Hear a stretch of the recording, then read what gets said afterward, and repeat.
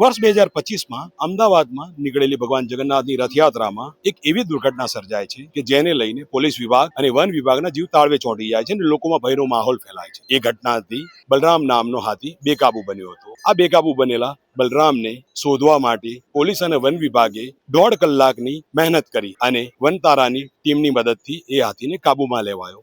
આ વખતે પણ આવી કોઈ દુર્ઘટના ના સર્જાય અને હાથીઓની દરેકે દરેક મુવમેન્ટને જોઈ શકાય, ચકાસી શકાય અને તેના પર નિયંત્રણ રાખી શકાય તે માટે અમદાવાદ શહેર પોલીસે આ વખતે ગજરક્ષક નામની એક ડિવાઇસ ટેકનિકલ એક્સપર્ટોની મદદથી બનાવ્યું છે અને તેનો આ રથયાત્રામાં ઉપયોગ થશે.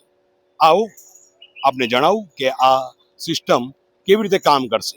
વૈષ્ણવજન તો તેને કહીએ જે પીડ પરાઈ જાનાને રે.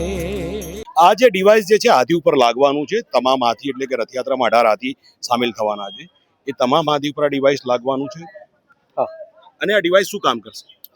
આ હાથીની જીપીએસ લોકેશન, ત્યાંને સરાઉન્ડ હાથીની આસપાસના વિસ્તારમાં જેટલો અવાજ થાય છે અને હાથીની સ્પીડ અને એની મૂવમેન્ટ કેલ્ક્યુલેટ કરશે અને ટ્રેક કરશે.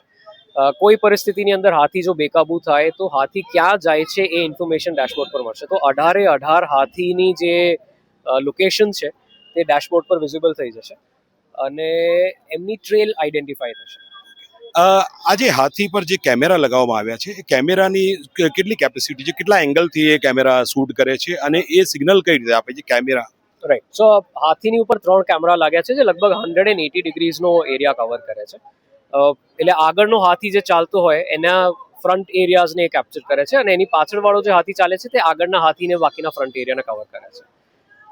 જે ડેસિબલ મીટર છે, ડેસિબલ મીટર શું કામ કરશે?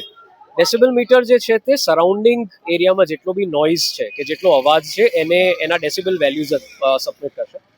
એ ડેસિબલ વેલ્યુઝથી આઈડેન્ટિફાઈ થઈ શકશે કે હાથીને કઈ ફ્રીક્વન્સી પર તકલીફ થવાની શક્યતા હોઈ શકે છે અને એના પ્રમાણે જો ભીડના કે લોકોના અવાજને કાબૂમાં રાખવા હોય તો જે પોલીસ વિભાગના જેટલા બી આપણા સહાયકો જેટલા હશે જે ફિલ્ડ પર સાથે રહેશે એ લોકોને એમાં એને કારણે કાબૂમાં રાખવાની શક્યતા એટલે હેલ્પ કરી શકશે.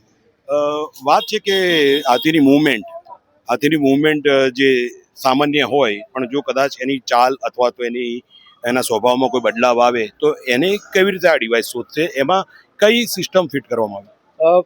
હાથીની જેટલી બી મૂવમેન્ટ છે જે પોલીસ ડિપાર્ટમેન્ટે અમને જણાવવામાં આવી છે એ સ્પીડના હિસાબથી બધાની થ્રેશોલ્ડ વેલ્યુઝ સબમિટ કરવામાં એટલે એડ કરવામાં આવી છે.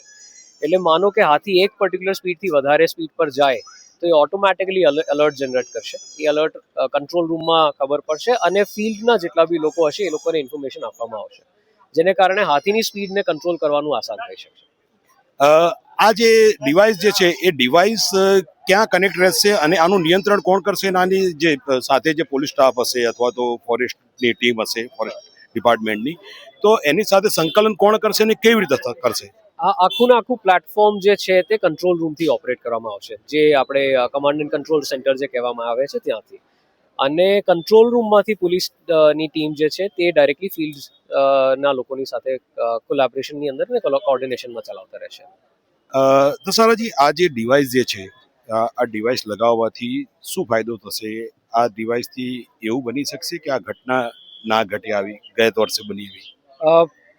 એ ઘટના નહીં ઘટે એ તો આપણાથી નહીં કહી શકાય, પણ જો એ ઘટના ઘટી તો કાબૂમાં લાવવાનું હાથીને આસાન થઈ શકશે.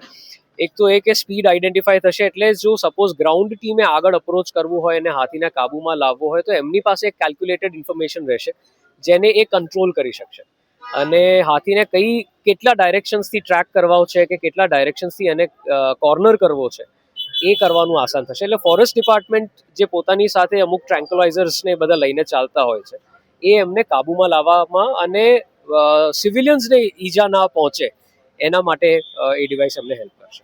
થેન્ક યુ દસારાજી. Thank you very much. વાત છે હાથીઓ પર ડિવાઇસ લગાવવાની. રથયાત્રામાં શાંતિપૂર્વક હાથીની મૂવમેન્ટ રહે અને પોલીસ અથવા તો પ્રજાનો જીવ તાળવે ના ચોંટાય, જેમ ગત વર્ષે બલરામ નામનો હાથી ભડક્યો હતો.